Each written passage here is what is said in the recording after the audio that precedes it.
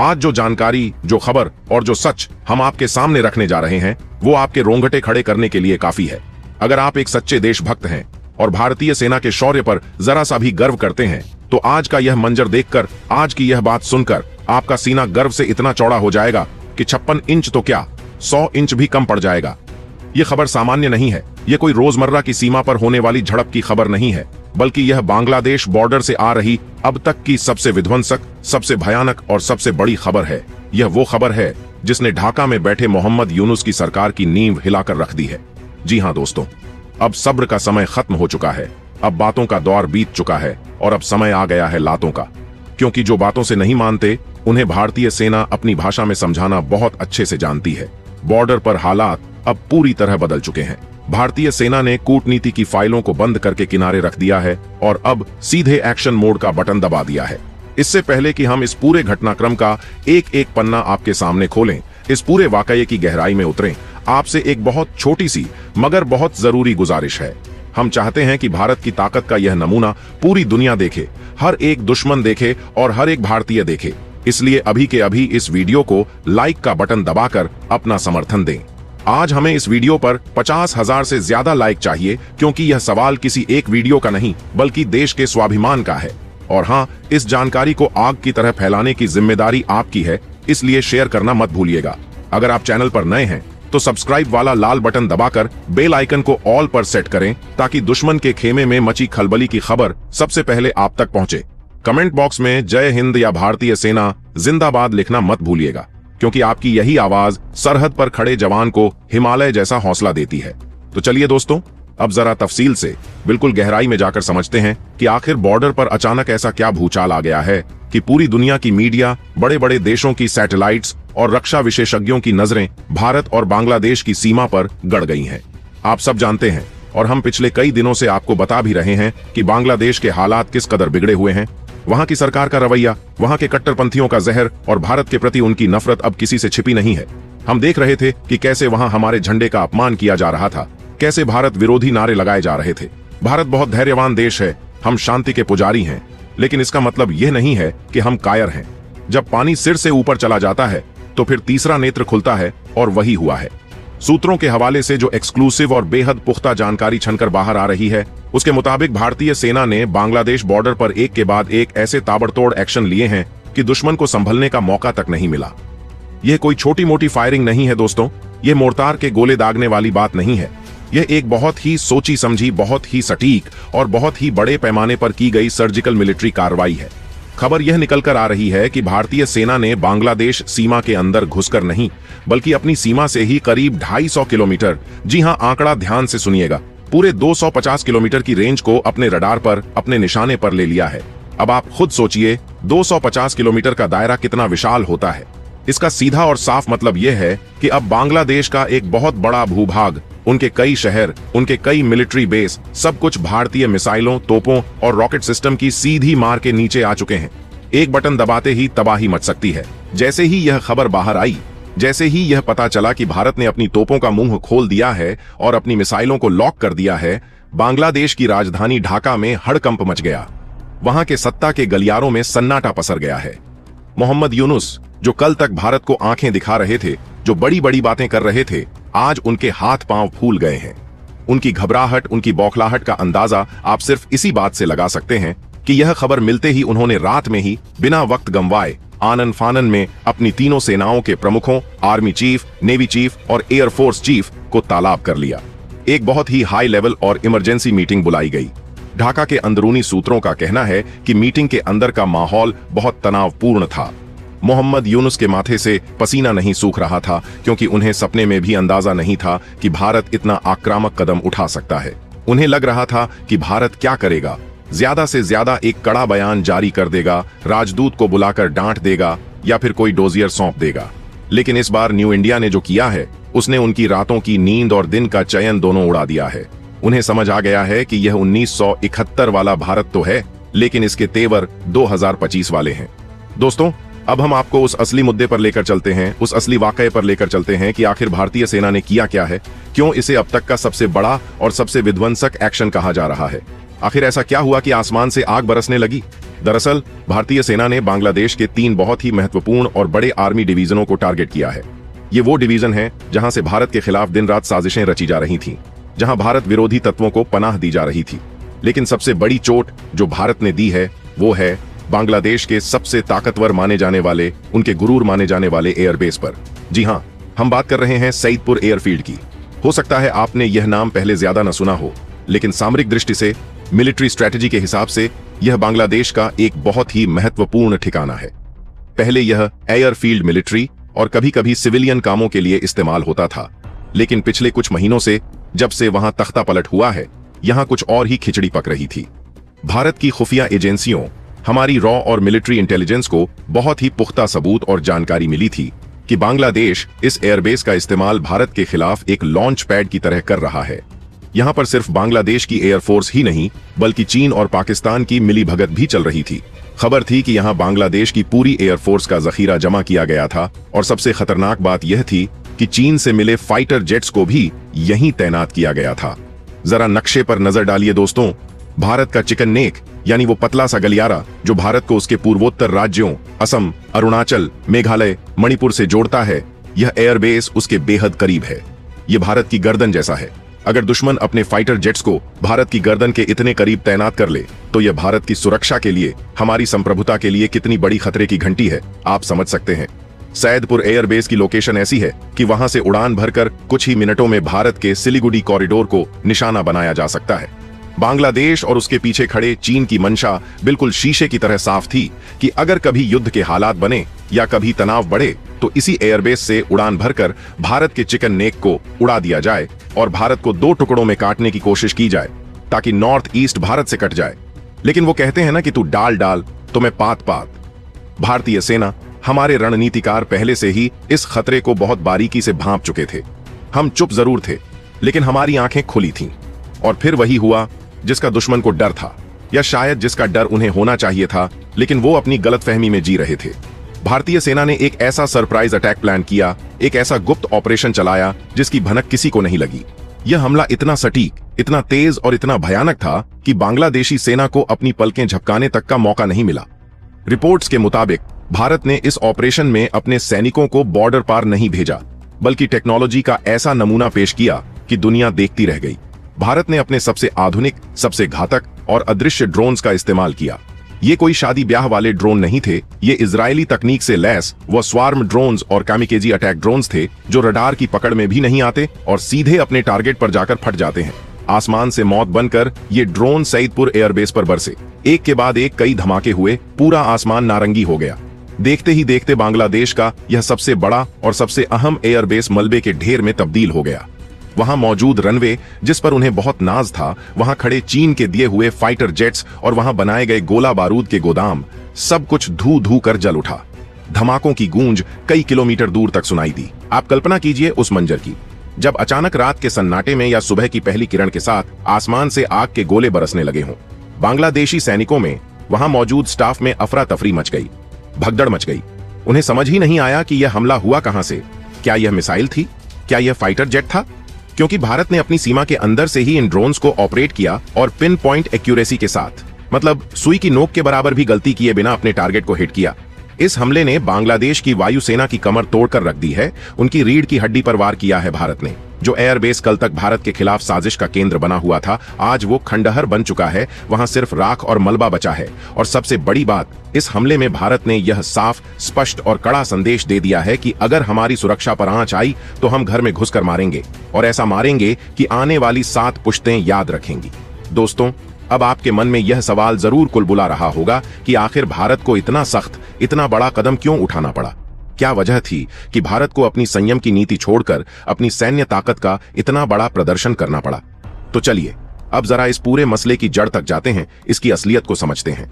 आपको याद होगा और आप सोशल मीडिया पर देख भी रहे होंगे कि पिछले कुछ समय से बांग्लादेश में हिंदुओं पर किस तरह के अमानवीय अत्याचार हो रहे हैं। वहां माइनॉरिटीज को, हमारे हिंदू भाइयों बहनों को चुन चुनकर निशाना बनाया जा रहा है। उनके घर जलाए जा रहे हैं, महिलाओं के साथ बदसलूकी हो रही है, प्राचीन मंदिरों को तोड़ा जा रहा है, इस्कॉन जैसे संतों को जेल में डाला जा रहा है।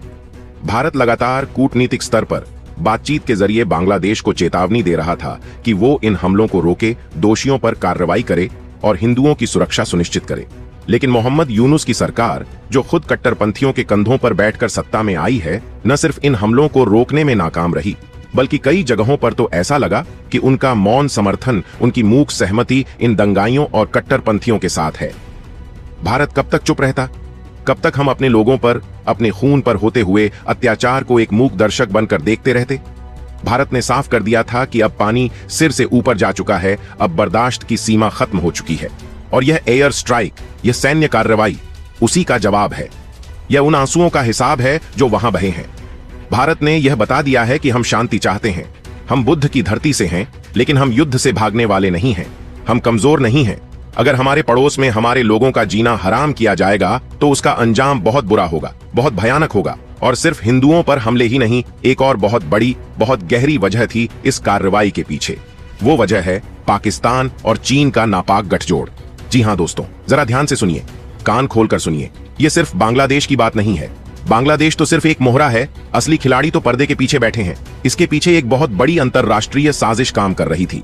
भारतीय खुफिया एजेंसियों ने ऐसे इनपुट्स डिकोड किए थे, ऐसी बातचीत इंटरसेप्ट की थी, जिससे पता चला कि पाकिस्तान बांग्लादेश की जमीन का इस्तेमाल करके भारत में आतंकवाद को फिर से जिंदा करने की, भारत में अस्थिरता फैलाने की फिराक में था। आपको याद होगा ऑपरेशन सिंदूर, जब भारत ने पाकिस्तान के एयरबेस को नेस्तनाबूद किया था। पाकिस्तान जानता है कि वो सीधी लड़ाई में, आमने सामने की जंग में भारत से कभी नहीं जीत सकता। उसने 4 बार मुंह की खाई है, इसलिए उसने अब बांग्लादेश का रास्ता चुना, एक नया रूट चुना। पाकिस्तान के आतंकी संगठन आईएसआई के एजेंट बांग्लादेश के रास्ते भारत में घुसपैठ करने की कोशिश कर रहे थे।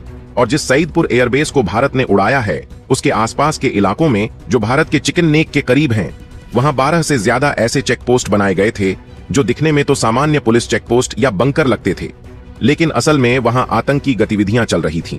वहां भारत के खिलाफ आतंकियों को ट्रेनिंग दी जा रही थी, उन्हें हथियार चलाने सिखाए जा रहे थे, उन्हें पनाह दी जा रही थी। यह एक बहुत ही गहरा, बहुत ही खतरनाक षड्यंत्र था। प्लान यह था कि इन आतंकियों को धीरे धीरे, एक एक करके भारत के पूर्वोत्तर राज्यों में भेजा जाए और वहां दंगे भड़काए जाएं, वहां अस्थिरता पैदा की जाए, ताकि भारत अपनी आंतरिक सुरक्षा में अपने ही घर की आग बुझाने में उलझ जाए और उधर चीन सीमा पर, एलएसी पर अपनी हरकतें बढ़ा सके। यानी भारत को चौतरफा घेरने की 2 फ्रंट वॉर से भी आगे 2.5 फ्रंट वॉर में फंसाने की तैयारी थी। लेकिन हमारे देश के जांबाज सैनिकों ने, हमारी रॉ और मिलिट्री इंटेलिजेंस की चील जैसी निगाहों ने इस पूरे खेल को वक्त रहते समझ लिया। दुश्मन चाल चलता उससे पहले ही हमने उसकी चाल को उल्टा कर दिया। और इसीलिए भारत ने सिर्फ एयरबेस को ही नहीं उड़ाया, बल्कि उन 3 डिवीजनों को भी निशाना बनाया जहां ये गतिविधियां सबसे ज्यादा चल रही थीं। भारत ने 250 किलोमीटर के दायरे में आने वाले उन सभी लॉन्च पैड्स, उन सभी ठिकानों को चिन्हित किया, उनका नक्शा बनाया और फिर उन्हें मटियामेट कर दिया। अब जरा इस ऑपरेशन की बारीकियों पर गौर कीजिए, इसकी प्लानिंग को समझिए। भारत ने सिर्फ हवाई हमला ही नहीं किया, बल्कि जमीन और समंदर, दोनों मोर्चों पर बांग्लादेश की ऐसी घेराबंदी कर दी है कि वो हिल भी नहीं सकता। यह भारत की नई रणनीति है, जिसे आप आधुनिक चक्रव्यूह कह सकते हैं।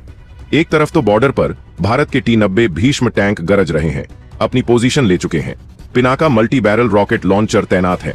भारत ने अपने दुनिया के सबसे बेहतरीन एयर डिफेंस सिस्टम S-400 को भी सीमा पर एक्टिव कर दिया है। आकाश मिसाइल सिस्टम तैनात हैं, स्पाइडर सिस्टम तैनात हैं। इसका मतलब यह है कि अगर बांग्लादेश की तरफ से एक भी परिंदा, एक भी ड्रोन या एक भी मिसाइल भारत की तरफ पर मारने की कोशिश करती है, तो उसे हवा में ही, उसकी सीमा के अंदर ही भस्म कर दिया जाएगा। उसे भारत की जमीन को छूने भी नहीं दिया जाएगा। और दूसरी तरफ समंदर में क्या हो रहा है, यह जानकर तो आप खुशी से झूम उठेंगे, आपका मन नाचने लगेगा।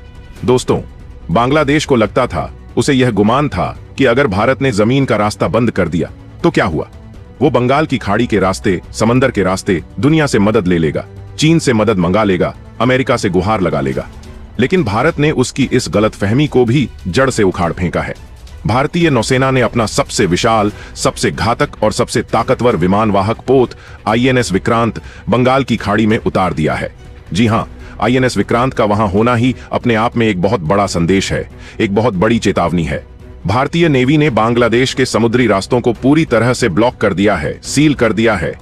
अब न तो वहां से कोई जहाज आ सकता है और न ही जा सकता है, न तेल आ सकता है, न हथियार आ सकते हैं। एक तरह से बांग्लादेश पूरी दुनिया से कट चुका है। यह एक नेवल ब्लॉकेड है, बिल्कुल वैसा ही जैसा हमने 1971 की जंग में देखा था, जब कराची बंदरगाह को जला दिया गया था। इतिहास खुद को दोहरा रहा है, लेकिन इस बार भारत के तेवर और भी ज्यादा तीखे हैं और भी ज्यादा आक्रामक हैं। अब सवाल यह उठता है कि आखिर मोहम्मद यूनुस ने जो इमरजेंसी मीटिंग बुलाई है उसमें क्या हो रहा है, और भारत की इस कार्रवाई के बाद बांग्लादेश का अगला कदम क्या हो सकता है। देखिए, इस वक्त बांग्लादेश की हालत आगे कुआं पीछे खाई जैसी है। वो न निगल पा रहे हैं न उगल पा रहे हैं। उनका सबसे बड़ा एयरबेस जिस पर वो इतराते थे वो तबाह हो चुका है। उनकी सेना का मनोबल पूरी तरह से टूटा हुआ है। वो डरे हुए हैं और भारत की फौज, दुनिया की चौथी सबसे ताकतवर फौज, उनके दरवाजे पर खड़ी है, उनकी दहलीज पर खड़ी है। ऐसे में मोहम्मद यूनुस मीडिया के सामने आकर धमकी तो दे रहे हैं, बड़ी बड़ी बातें तो कर रहे हैं कि वो भारत पर कार्रवाई करेंगे, अंतरराष्ट्रीय मंच पर जाएंगे, लेकिन हकीकत वो भी जानते हैं। वो जानते हैं कि भारतीय सेना के सामने टिकना उनके बस की बात नहीं है। यह सूरज को दिया दिखाने जैसा है। यह मीटिंग और यह धमकियां सिर्फ अपनी जनता को दिखाने के लिए हैं, अपने कट्टरपंथी समर्थकों को खुश करने के लिए हैं। अंदर खाने वहां खलबली मची हुई है। वो रास्ता ढूंढ रहे हैं कि कैसे इस मुसीबत से निकला जाए। लेकिन दोस्तों, हमें सावधान रहने की भी जरूरत है। दुश्मन को कभी कमजोर नहीं समझना चाहिए, खास तौर पर तब जब वो घायल हो, क्योंकि जब दुश्मन कमजोर पड़ता है तो वो छटपटाता है और कायरतापूर्ण हरकतें कर सकता है। वो सामने से वार नहीं कर सकता तो पीठ पीछे वार करने की कोशिश कर सकता है।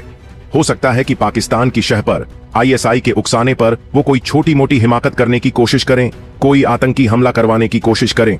लेकिन आपको डरने की जरूरत नहीं है, क्योंकि भारतीय सेना हर स्थिति के लिए, हर चुनौती के लिए तैयार खड़ी है। जैसा कि हमने बताया, भारत का राफेल, सुखोई और मिराज फाइटर जेट्स लगातार सीमा पर गश्त लगा रहे हैं। रात के अंधेरे में भी आसमान में भारतीय लड़ाकू विमानों की गर्जना सुनी जा सकती है, जो दुश्मनों को यह याद दिलाती रहती है कि बाप जाग रहा है। यह गर्जना दुश्मनों के दिल में खौफ पैदा कर रही है। भारत ने साफ कर दिया है कि अगर उधर से एक गोली 100 मीटर की दूरी से आती है तो वह भारत की धरती पर नहीं गिरेगी। भारत की इस कार्रवाई ने दुनिया को एक और बात साबित कर दी है, वो यह कि अब भारत अपने पड़ोसियों के साथ रिश्तों को लेकर बहुत स्पष्ट है, बहुत क्लियर है। नेबरहुड फर्स्ट की हमारी पॉलिसी है, लेकिन इसका मतलब कमजोरी नहीं है। अगर आप दोस्त बनकर रहेंगे, भाई बनकर रहेंगे, तो हम जान लुटा देंगे, हर मदद करेंगे। हमने बांग्लादेश को बनाया है, हमने उन्हें आजादी दिलाई है। लेकिन अगर आप दुश्मन की बोली बोलेंगे, जिस थाली में खाया उसी में छेद करेंगे, या हमारे दुश्मनों को अपने घर में पनाह देंगे, तो फिर हम वही करेंगे जो हमने सईदपुर एयरबेस के साथ किया। हम वही करेंगे जो एक संप्रभु राष्ट्र अपनी सुरक्षा के लिए करता है। बांग्लादेश को यह समझना होगा कि पाकिस्तान और चीन उसका भला नहीं चाहते। वो सिर्फ उसका इस्तेमाल भारत के खिलाफ एक टिश्यू पेपर या एक मोहरे की तरह कर रहे हैं। और जब दो हाथियों की लड़ाई होती है तो नुकसान घास का ही होता है। आज बांग्लादेश उसी स्थिति में है, वो पिस रहा है। दोस्तों, इस पूरे घटनाक्रम में एक बात और गौर करने वाली है जो सबसे ज्यादा सुकून देती है, वो है भारत की जनता का समर्थन, भारत की एकता। आज पूरा देश, चाहे वो किसी भी राज्य का हो, किसी भी धर्म का हो, अपनी सेना के साथ चट्टान की तरह खड़ा है। सोशल मीडिया पर, ट्विटर पर, फेसबुक पर, सड़कों पर, हर जगह सिर्फ एक ही चर्चा है, भारत का बदला, भारत का पराक्रम। लोग कह रहे हैं कि यह तो सिर्फ शुरुआत है, यह तो झांकी है। अगर बांग्लादेश ने अब भी अपनी हरकतें नहीं सुधारी, अगर वहां हिंदुओं पर अत्याचार बंद नहीं हुए, तो शायद अगला कदम इससे भी भयानक हो सकता है। कुछ रक्षा विशेषज्ञ जो मिलिट्री टैक्टिक्स को समझते हैं, वो तो यहां तक कह रहे हैं कि जिस तरह के हालात बन रहे हैं, जिस तरह का माहौल है, कहीं ऐसा न हो कि बांग्लादेश के फिर से टुकड़े हो जाएं। रंगपुर डिवीजन, जहां भारत ने इतना बड़ा हमला किया है, वहां के स्थानीय लोग भी अब ढाका सरकार से खुश नहीं हैं, वो भी तंग आ चुके हैं। वहां भी विद्रोह की चिंगारी सुलग रही है, और अगर भारत ने थोड़ा सा भी और दबाव बढ़ाया तो बांग्लादेश का नक्शा बदलते देर नहीं लगेगी। क्या पता हम भविष्य में एक अलग ही भूगोल देखें। सोचिए जरा, क्या हम एक बार फिर इतिहास बदलते हुए देख रहे हैं? क्या हम अखंड भारत की दिशा में, उस सपने की दिशा में एक कदम और आगे बढ़ रहे हैं? यह कहना अभी जल्दबाजी होगी, लेकिन इशारे बहुत कुछ कह रहे हैं। हवा का रुख बहुत कुछ बता रहा है। भारत ने जो 250 किलोमीटर का बफर जोन एक तरह से अपने प्रभाव में ले लिया है, वो बताता है कि भारत अपनी सीमाओं की सुरक्षा के लिए किसी भी हद तक जा सकता है, किसी भी नियम को तोड़ सकता है। अब वो जमाना गया जब हम सिर्फ निंदा करते थे, कड़े शब्दों में निंदा करते थे। अब हम कार्रवाई करते हैं, और ऐसी कार्रवाई करते हैं कि दुनिया देखती रह जाती है और दुश्मन कांपता रह जाता है। अभी जो ताजा अपडेट, बिल्कुल लेटेस्ट खबर मिल रही है, उसके मुताबिक बॉर्डर के इलाकों में रेड अलर्ट जारी कर दिया गया है। सीमावर्ती गांवों को जो जीरो लाइन के पास हैं, उन्हें खाली कराया जा रहा है, ताकि अगर लड़ाई बढ़ती है, अगर गोलाबारी होती है, तो हमारे आम नागरिकों को, हमारे किसानों को कोई नुकसान न हो। सेना की गाड़ियां, ट्रकों के काफिले लगातार बॉर्डर की तरफ बढ़ रहे हैं। तोपों का मुंह बांग्लादेश की तरफ खोल दिया गया है। यह मंजर, यह तैयारी बता रही है कि स्थिति कितनी गंभीर है। और हां, अगर आपने अभी तक लाइक का बटन नहीं दबाया है तो अब तो दबा दीजिए, इसमें कंजूसी मत कीजिए। चैनल को सब्सक्राइब करके हमारे इस परिवार का हिस्सा बनिए ताकि हम ऐसी ही निडर और बेबाक पत्रकारिता करते रहें। आप देश के किस हिस्से से, किस शहर से या किस गांव से हमारा यह वीडियो देख रहे हैं, नीचे कमेंट करके जरूर बताइएगा। हमें बहुत खुशी होती है यह जानकर कि हमारा परिवार कश्मीर से लेकर कन्याकुमारी तक और गुजरात से लेकर अरुणाचल तक फैला हुआ है। अपनी राय भी जरूर लिखें। क्या भारत ने जो किया वो सही था? क्या भारत को और सख्त कदम उठाने चाहिए? क्या हमें बांग्लादेश के खिलाफ और कड़ी कार्रवाई करनी चाहिए? आपके कमेंट्स का, आपके विचारों का हमें इंतजार रहेगा। बने रहिए हमारे साथ, क्योंकि अगली वीडियो में हम आपको दिखाएंगे सैटेलाइट से ली गई वो एक्सक्लूसिव तस्वीरें जो बयां करेंगी तबाही का मंजर, जो सबूत देंगी हमारी बात का। हम आपको बताएंगे कि दुनिया के बाकी देश जैसे अमेरिका, रूस और इजराइल इस पर क्या कह रहे हैं। तो कहीं मत जाइएगा, देखते रहिए हमारा चैनल। मिलते हैं बहुत जल्द अगली वीडियो में एक और बड़े खुलासे के साथ। तब तक के लिए जय हिंद, जय भारत, वंदे मातरम।